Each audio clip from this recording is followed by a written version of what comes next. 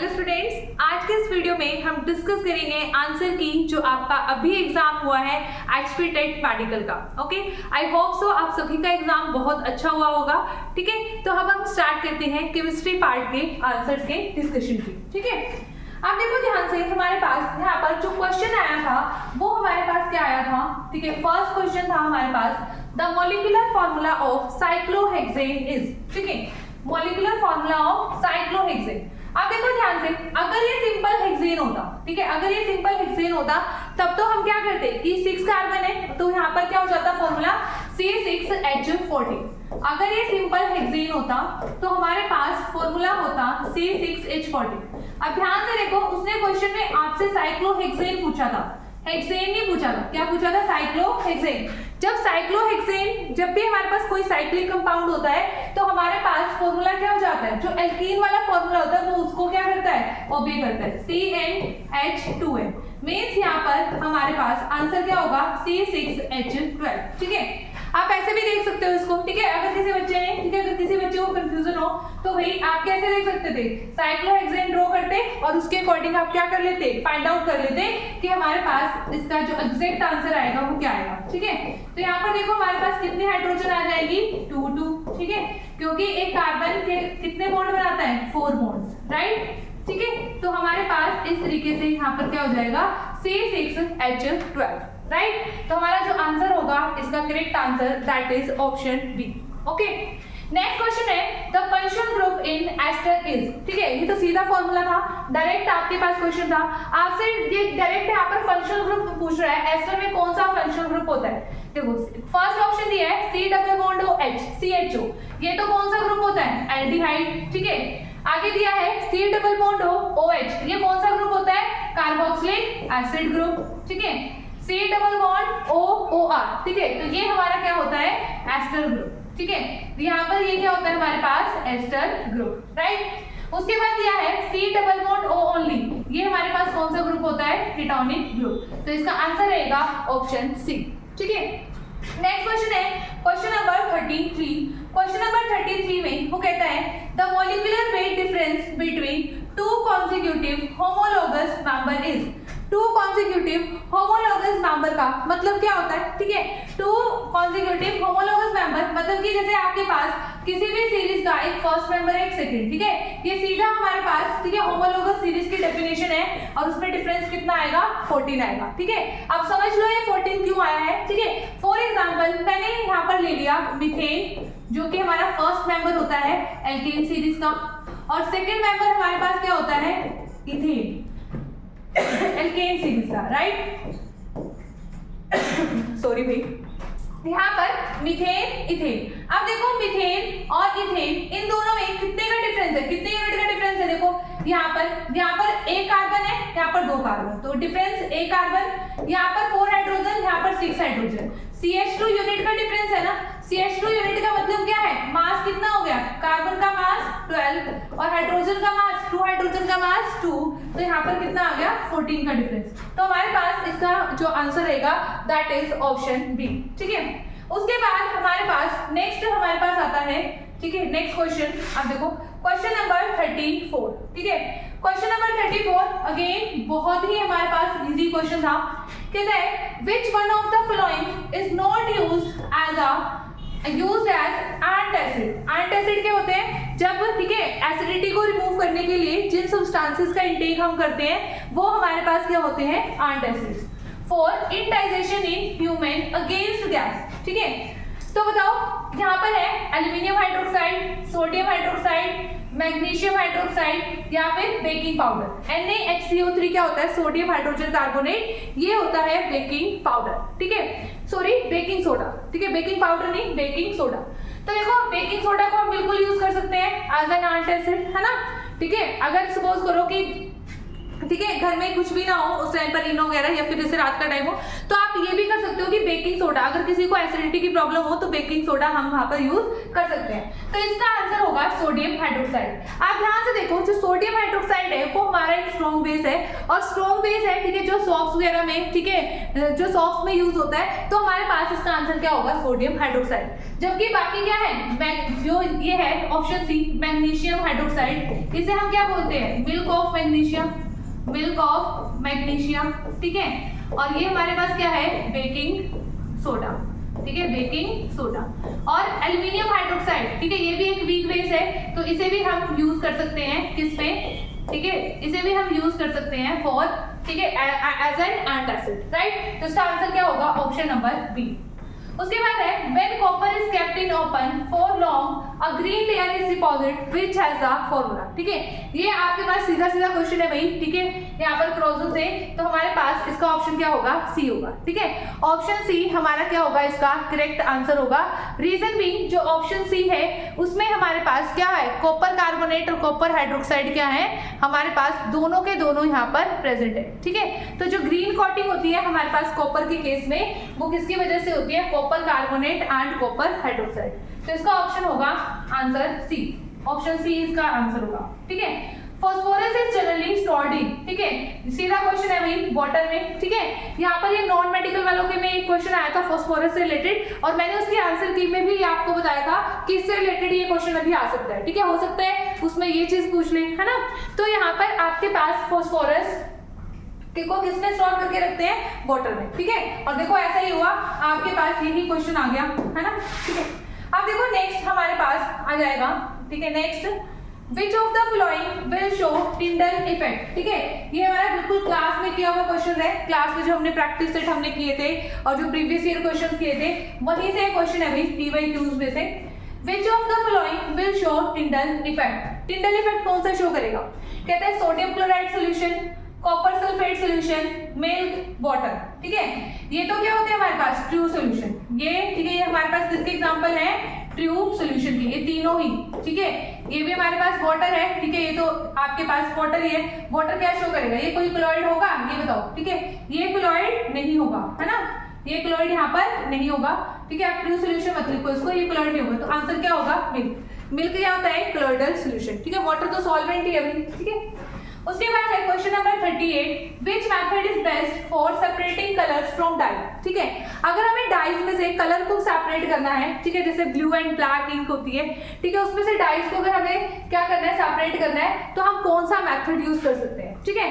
देखो अगर ना फॉर एग्जांपल किसी भी स्टूडेंट को ये क्वेश्चन ना आ रहा हो, तो आप क्या कर सकते हो, ऑप्शन को एलिमिनेट कर सकते हो यहाँ से, ठीक है। अब देखो सब्लिमेशन, सब्लिमेशन किसके लिए यूज होता है, सब्लिमेशन उसके लिए यूज होता है जब एक कंपोनेंट हमारे पास क्या हो सकता है, सब्लिमेबल होता है, ठीक है। जैसे कि हम बोलते हैं कि हमारे पास एंथ्रासीन है, या फिर हमारे पास क्या नैप्थलीन है और सॉल्ट है ना, कैम्फर है और सॉल्ट है, ठीक है। तो उस केस में हमारे पास सब्लिमेशन यूज होता है, तो ये तो नहीं आएगा, ठीक है।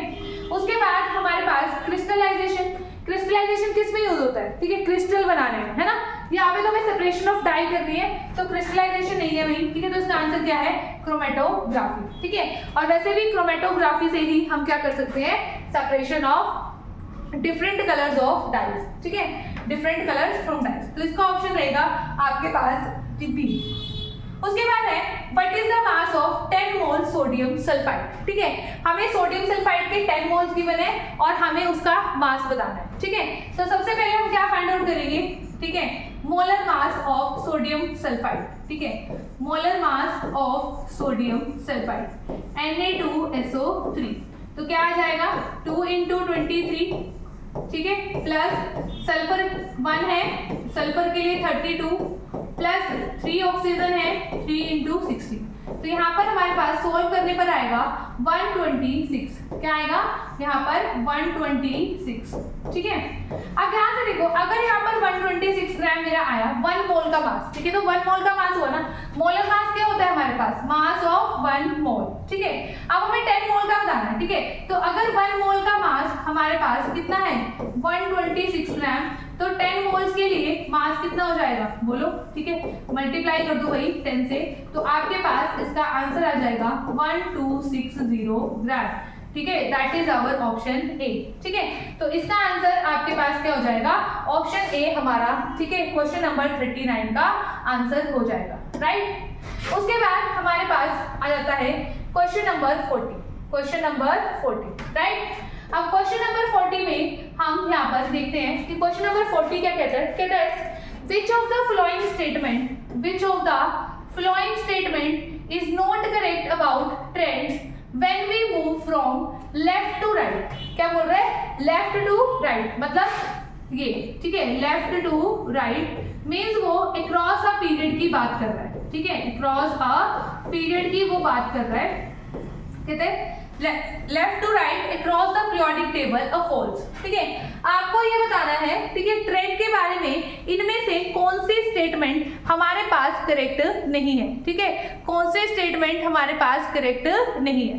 अब ध्यान से देखो हमारे पास कौन सी स्टेटमेंट करेक्ट यहाँ पर नहीं है, कहता है atom will easily loose electron. क्या जब हम क्रॉस अ पीरियड जाते हैं, जो आपके पास एटम है वो आसानी से इलेक्ट्रॉन लूज कर देता है, नहीं, ठीक है, वो आसानी से इलेक्ट्रॉन लूज नहीं करता, क्योंकि उसका जो साइज है वो क्या हो जाता है, डिक्रीज होता है ना। उसके बाद तो यही हमारे पास इसका आंसर हो जाएगा, क्योंकि इसने हमसे क्या पूछा था, इनकरेक्ट पूछा था, है ना। तो कहता है कि which of the following statement is not correct, तो ये करेक्ट नहीं है, तो आंसर हमारा क्या हो जाएगा, ऑप्शन ए हो जाएगा। ठीक है, बाकी ऑप्शंस भी देख लेते हैं।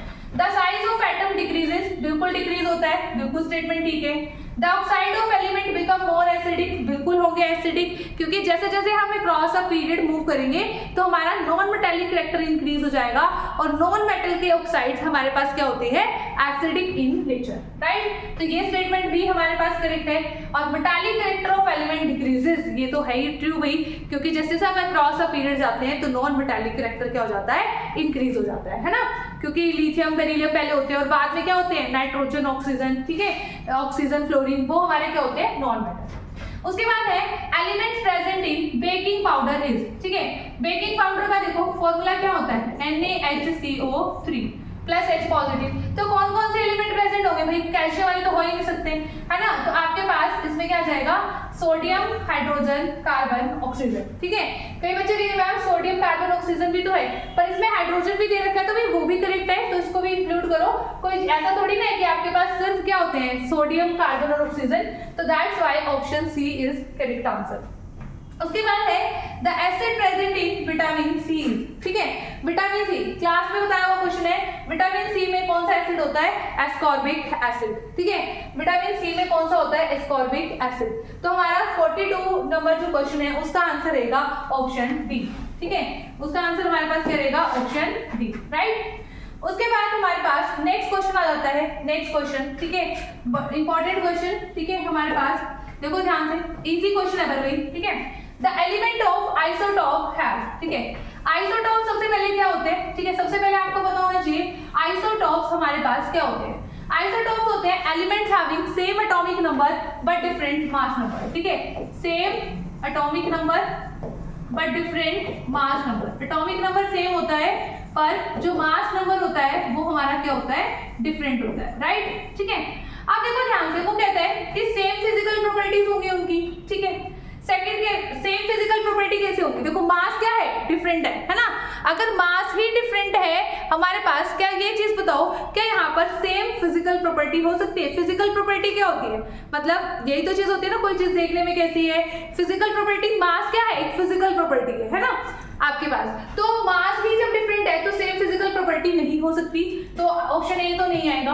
फिर है different chemical property, different chemical property नहीं होगी, क्योंकि रीजन बीइंग जो केमिकल प्रॉपर्टी डिपेंड करती है नंबर ऑफ इलेक्ट्रॉन्स पर, और नंबर ऑफ इलेक्ट्रॉन्स क्योंकि एटॉमिक नंबर सेम है तो हमारे पास जो नंबर ऑफ इलेक्ट्रॉन्स है वो भी क्या है, सेम है। डिफरेंट एटॉमिक नंबर नहीं भाई, सेम एटॉमिक नंबर होता है, तो डिफरेंट नंबर ऑफ न्यूट्रॉन, तो आपका ऑप्शन रहेगा, ठीक है, ऑप्शन डी, ठीक है, आपका आंसर क्या रहेगा, ऑप्शन डी। क्योंकि जब हमारे पास मास नंबर डिफरेंट है, फॉर एग्जांपल मैं इसकी हेल्प से आपको बता देती हूँ, ये है, ये मास नंबर, ये एटॉमिक नंबर, अगर हम न्यूट्रॉन फाइंड आउट करें इसमें कितने आएंगे, 0, mass number minus atomic number, और यहाँ पर हमारे पास आंसर क्या आएगा, 1 आएगा, ठीक है, तो इसलिए इसका आंसर होगा ऑप्शन डी। उसके बाद कहता है which metal is present in galena ore, ठीक है, गिलेना ओर क्या होता है भाई, गिलेना क्या होता है हमारे पास, लेड सल्फाइड, तो आंसर हो जाएगा ऑप्शन सी, ठीक है। उसके बाद next question, which chemical compound does an ant inject in our body when it bites, ठीक है, जब एक आंट हमें बाइट करती है तो वो कौन सा केमिकल, ठीक है, इंजेक्ट करती है हमारी बॉडी में, मीथेनॉइक एसिड। और मीथेनॉइक एसिड का हमारे पास फॉर्मूला क्या होता है, HCOOH, ठीक है, तो हमारे पास इसका आंसर क्या हो जाएगा, ऑप्शन डी। उसके बाद है which of the following is not thermosetting plastic। Thermosetting plastic क्या होती है कि जिन्हें हम हीट करते हैं तो वो रिमोल्ट नहीं होती, ठीक है। हमारे पास बेकेलाइट बिल्कुल भी, ठीक है, ये हमारे पास क्या है, थर्मोसेटिंग प्लास्टिक है। और उसने पूछा है थर्मोसेटिंग प्लास्टिक कौन सी नहीं है, ठीक है। तो देखो बेकेलाइट भी थर्मोसेटिंग प्लास्टिक है, मेलामाइन भी, यूरिया फॉर्मल्डिहाइड रेजिन भी, तो इसका आंसर हो जाएगा टेफ्लॉन। इसका आंसर क्या हो जाएगा हमारे पास, टेफ्लॉन, ठीक है, option B. Next question number 47, question number 47। अब क्वेश्चन नंबर 47 में देखो वो हमसे क्या पूछता है, the chemical which gives fruity fragrance smell is, ठीक है, ये वही लास्ट ईयर प्रीवियस ईयर का क्वेश्चन है, ठीक है, क्लास में क्या हुआ क्वेश्चन है, एस्टर, ठीक है, एस्टर की क्या होती है हमारे पास, ठीक है, यहाँ पर फ्रूटी स्मेल होती है।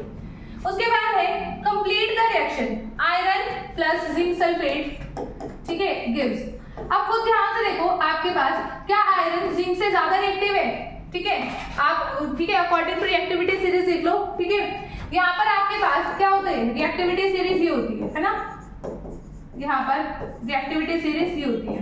अब देखो आयरन क्या है, लेस रिएक्टिव, आयरन क्या है, लेस रिएक्टिव। क्या एक लेस रिएक्टिव मेटल एक हाई रिएक्टिव मेटल को डिस्प्लेस कर पाएगी इसके सॉल्ट सॉल्यूशन में से, नहीं, ठीक है, तो इसका मतलब यहाँ पर no reaction will takes place. तो आंसर क्या हो जाएगा, ऑप्शन डी। आंसर हमारा हो जाएगा option D will be correct answer. Next है which element melts at little above room temperature, ठीक है, कौन सा होगा भाई, सीधा सा आंसर है गैलियम, ठीक है। हमारे पास मरकरी तो रूम टेम्परेचर पर लिक्विड होता है, ठीक है, सीजियम और गैलियम दो ऐसी मेटल होती है जो, ठीक है, रूम टेम्परेचर से लिटिल अबव टेम्परेचर पर क्या होती है, लिक्विड होती है। सीजियम यहाँ पर ऑप्शन में नहीं है तो आंसर हो गया गैलियम, ठीक है। उसके बाद है question number 50, the property of self linking of carbon atom is called, ठीक है, सेल्फ लिंकेज प्रॉपर्टी को क्या कहते हैं, कैटेनेशन, क्या बोलते हैं, कैटेनेशन। तो क्वेश्चन नंबर 50 का जो आंसर होगा दैट इज ऑप्शन ए, ठीक है, क्वेश्चन नंबर 50 का आंसर क्या हो जाएगा, ऑप्शन ए। नेक्स्ट क्वेश्चन जो हमसे पूछा था that is what is the atomicity of phosphorus. अब इसमें ना कई स्टूडेंट गलती कराए होंगे जिन्होंने ध्यान से, क्योंकि उनको ऐसा लगता है कि इजी क्वेश्चन है, फटाफट के चक्कर में हो सकता है उन्होंने मिस्टेक कर दी है ना। एटॉमिसिटी पूछा है बच्चों, वैलेंसी नहीं पूछा आपसे। तो एटॉमिसिटी फास्फोरस कैसे एग्जिस्ट करता है, P4 की फॉर्म में, है ना। तो एटॉमिसिटी का आंसर इसका आएगा ऑप्शन ए 4, ठीक है। 3 जिन्होंने आंसर किया होगा उन्होंने वैलेंसी के अकॉर्डिंग कर दिया होगा, पर भाई वैलेंसी वाला आंसर इसका नहीं होगा। क्यों नहीं होगा वैलेंसी वाला आंसर, अब खुद सोचो, क्योंकि यहाँ पर आपके पास वैलेंसी नहीं पूछी, आपसे क्या पूछी है, एटॉमिसिटी पूछी है, ठीक है। उसके बाद है द वैलेंसी ऑफ फ्लोरीन। अब देखो वैलेंसी का भी क्वेश्चन आ गया, ठीक है, बहुत इजी पेपर था भाई, ठीक है, सीधे सीधे क्वेश्चन थे। The valency of fluorine, fluorine की वैलेंसी कितनी होती है, -1, ठीक है, कितनी होती है, -1। तो कोई बच्चा ये ना सोचे यहाँ पर भाई हमारे पास -1 नहीं लिखा हुआ, क्योंकि है 1 ही तो दिया हुआ है, ठीक है, वो पॉजिटिव दिया है या नेगेटिव दिया है, ठीक है। तो 1 वैसे भी -1 का मतलब सिर्फ माइनस साइन ये रिप्रेजेंट करता है कि उसकी जो टेंडेंसी है वो एक इलेक्ट्रॉन गेन करने की है, ठीक है, यहाँ पर साइन मैटर नहीं करता। हाँ, अगर ऐसा होता ना कि 2 ऑप्शन होते, एक में -1 होता और एक में क्या होता, +1 होता, ठीक है, तब आप -1 के साथ जाते, ठीक है, अदरवाइज अब ये ऑप्शन आपका रहेगा ऑप्शन सी इज करेक्ट। उसके बाद with name the of the following compound is, ठीक है। अब ध्यान से देखो इस कंपाउंड का नेम क्या होगा आपके पास, ठीक है, इस कंपाउंड का नेम हमारे पास, ठीक है, मैं आपको यहाँ पर ड्रॉ करके दिखा देती हूँ। CH3 थ्राइस, ऐसे था ना, CH डबल बॉन्ड CH2, इसके ऊपर क्या लगे हुए थे, 3 मिथाइल ग्रुप, ऐसे CH3, एक मिथाइल यहाँ पर है और एक मिथाइल यहाँ पर है, ठीक है। अब आप उससे देख लो ये हमारी क्या हो जाएगी, ठीक है, long chain, main chain, number 1, number 2, number 3, number 4, तो 3 डाइमिथाइल ब्यूट 1 ठीक है। तो ऑप्शन बी हमारा इसका क्या रहेगा, हमारा करेक्ट आंसर होगा, ठीक है। उसके बाद है हमारे पास क्वेश्चन नंबर 54, ठीक है, 54 भाई एज इट इज 9th की बुक से है, ठीक है, 9th की बुक का बिल्कुल डायरेक्ट क्वेश्चन है, आपकी बुक में ही दिया हुआ है एनसीईआरटी की बुक में। ठीक है, अब देखो ध्यान से क्या कहता है, a solution has 320 gram of water. ठीक है, मतलब हमें जो सॉल्वेंट का मास दिया हुआ है वो कितना दिया हुआ है, 320 gram mass of solvent, that is 320 gram of water and 40 gram NaCl। It means solute कितना है आपका, 40 ग्राम है। ठीक है, आपको क्या बतानी है, ठीक है, percentage then the mass percent concentration of NaCl। अब देखो जो परसेंटेज होती है, परसेंटेज बाय मास, वो क्या आ जाएगी, mass of solute divided by में mass of solution. Mass of solution कैसे आएगा, इन दोनों को क्या कर दो, प्लस कर दो, है ना, 360 इनटू 100। ठीक है, तो देखो भाई हमारे पास इसका आंसर क्या आ गया, 11.1। ठीक है, 11.1%। तो क्वेश्चन नंबर 54 का जो आंसर हमारे पास हो जाएगा that will be option A. ठीक है, next question number 55। Question number 55 में हमारे पास क्या था, ध्यान से देखो, क्वेश्चन नंबर 55 में गिवन था when SO2 is dissolved in water.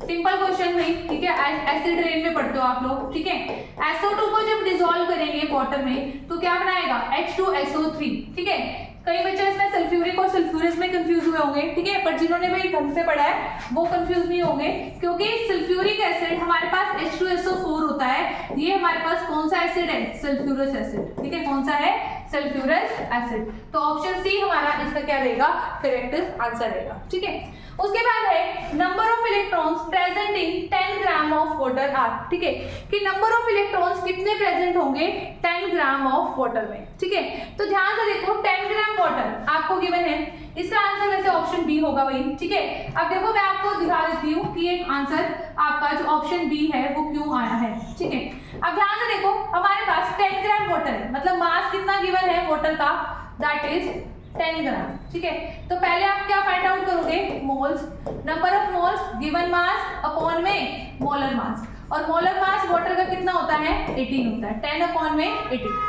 ठीक है, इसको हम अभी सॉल्व नहीं करते, इसको एज इट इज रहने देते हैं। उसके बाद हमने क्या किया, number of molecules find out किए वाटर के, नंबर ऑफ मॉलिक्यूल्स, ठीक है, of water, that is number of moles into Avogadro number, into Avogadro number. तो बताओ इनटू एवोगैड्रो नंबर कितना हो जाएगा, 6.023 इनटू 10 की पावर 23 ओवर में 18। ठीक है, अब उसने नंबर ऑफ इलेक्ट्रॉन पूछा है आपसे। ठीक है, उसने क्या पूछा था, नंबर ऑफ इलेक्ट्रॉन, ना कि उसने आपसे नंबर ऑफ मॉलिक्यूल्स पूछा था। ठीक है, अब देखो वन मॉलिक्यूल, अगर वन मॉलिक्यूल ऑफ वाटर है, ठीक है, one molecule of water contain electrons. ठीक है, ठीक है, वन वाटर मॉलिक्यूल में कितने इलेक्ट्रॉन्स हैं, 10। कैसे हुए 10, देखो ध्यान से, अगर मेरे पास वाटर है, वाटर में हाइड्रोजन के पास कितने इलेक्ट्रॉन होते हैं, एक, तो भाई 2 हाइड्रोजन के पास कितने इलेक्ट्रॉन, 2, और ऑक्सीजन के पास 8 इलेक्ट्रॉन। तो मेरे पास वाटर के एक मॉलिक्यूल में कितने इलेक्ट्रॉन है, 10। तो देखो one molecule of water contain 10 electrons,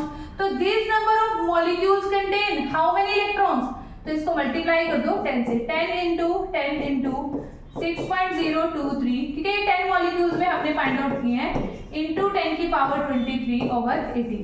तो 10 इंटू 10 क्या हो जाएगा, 10 की पावर 25। ठीक है, तो 6.023 इंटू 10 की पावर 25 बाय में 18। ठीक है, तो ये हमारा क्या रहेगा, इसका आंसर रहेगा क्वेश्चन नंबर 56 का, दैट इज ऑप्शन बी। उसके बाद हमारे पास नेक्स्ट क्वेश्चन आता है, which one of the following has triple bond, ठीक है, प्रेजेंट इन इट्स स्ट्रक्चर। ठीक है, इसमें से किसमें ट्रिपल बॉन्ड प्रेजेंट होती है, ये हमसे पूछ रहा है। देखो ऑप्शन ए CH3Cl। आप ये बताओ, जो साइनाइड आपने ग्रुप पढ़ा है इसमें ट्रिपल बॉन्ड होती है ना, एसिटिक एसिड में होती है, नहीं होती, क्योंकि इसमें तो C डबल बॉन्ड O तो होती है, पर यहाँ पर ट्रिपल बॉन्ड नहीं होती। ठीक है, ऐसे ही अल्कोहल, उसके बाद क्या है, इथेनॉल। ठीक है, एल्डिहाइड भी, ठीक है, CH3 C double bond OH। तो आंसर तो आपका पहला ही आ गया, ऑप्शन ए इसका क्या हो जाएगा, हमारा करेक्ट आंसर हो जाएगा, दैट इज, ठीक है, किस क्वेश्चन का, क्वेश्चन नंबर 57 का। ठीक है, उसके बाद मेरे पास नेक्स्ट आता है क्वेश्चन नंबर 58, क्वेश्चन नंबर 58। ठीक है, क्वेश्चन नंबर 58 में आपसे पूछ रहा है, complete the reaction by selecting right option. ठीक है, आपको CH3 CH2OH गिवन है, इथेनॉल आपको गिवन है और कंसंट्रेटेड H2SO4 की प्रेजेंस में इसकी रिएक्शन हो रही है। कंसंट्रेटेड H2SO4 हमारे पास क्या होता है, एक डिहाइड्रेटिंग एजेंट होता है। डिहाइड्रेटिंग मतलब डिहाइड्रेशन करेगा, वाटर की क्या करेगा, यहाँ पर रिमूवल करेगा, ठीक है।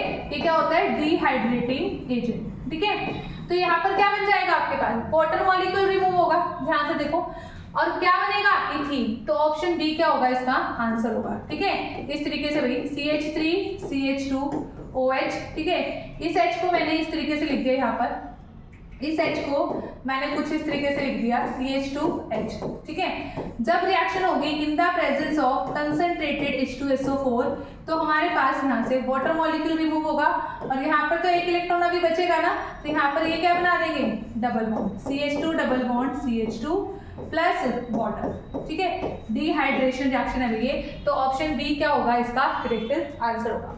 नेक्स्ट है the hydrophilic end of synthetic detergent is, ठीक है। जो हाइड्रोफिलिक एंड होता है सिंथेटिक डिटर्जेंट का, वो हमारा क्या होगा, ठीक है।